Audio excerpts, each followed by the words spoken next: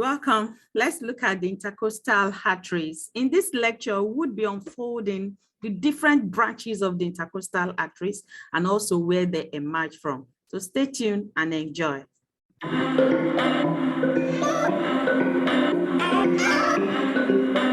The intercostal arteries that are seen within the intercostal spaces are divided into the anterior intercostal artery and posterior intercostal artery. These two arteries, they emerge from different vessels.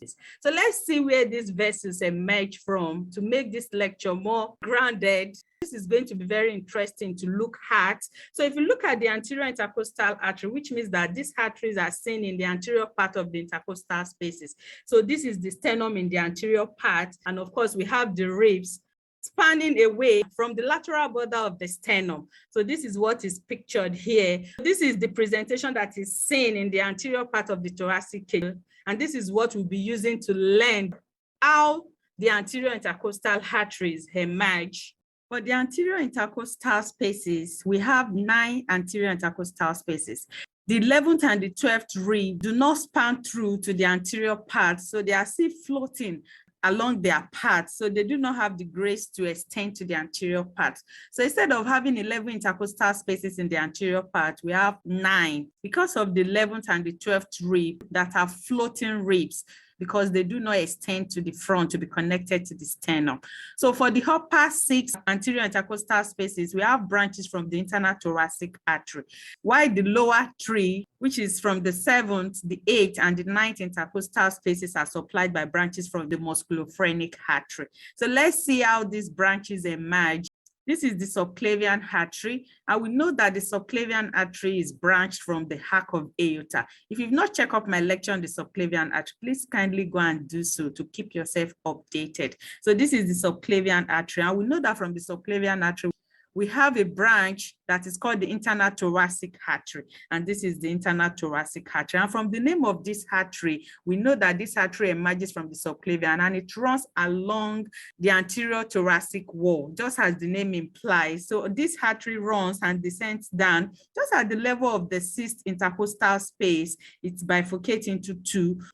So it bifurcates at this region, and it bifurcates into the superior epigastric artery, and the superior epigastric artery will descend down along the anterior abdominal wall. Then we have the second terminal branch, which is the musculophrenic artery. And this musculophrenic artery, you can see it as it emerges from the internal thoracic artery. You see it running along the costal margin.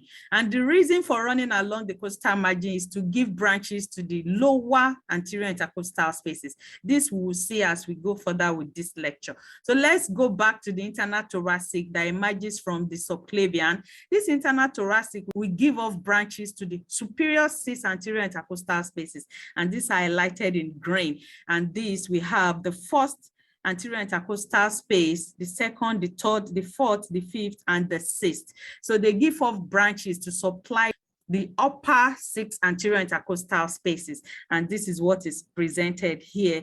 Of course, we know we have 9 intercostal spaces in the anterior part, and we have explained why that is so, because of the floating ribs that do not have the grace to extend to the anterior part. For the lower 3 intercostal spaces, which will now be the 7th, the 8th, and also the 9th intercostal spaces, will be supplied by branches from the musculophrenic artery. We already said that this musculophrenic artery is one of the terminal branches of the internal thoracic artery. And if you see the pattern by which it runs, we said that it runs along the costal margin.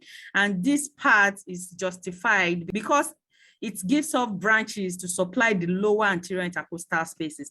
And that is what we have here. So we have the 7th, we have the 8th, and we have the 9th anterior intercostal spaces. So the lower 3 are supplied by the musculophrenic, while the upper 6 are supplied by the internal thoracic artery.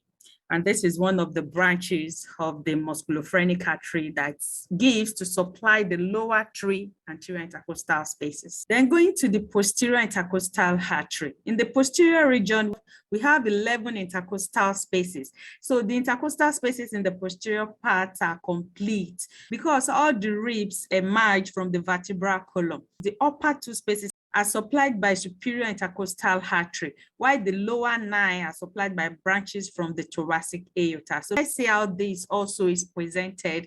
Remember, we said that this is a subclavian artery. The subclavian artery, we already know there is a branch from the arc of aorta. From the posterior part of the subclavian artery, we have the emergence of the costocervical trunk.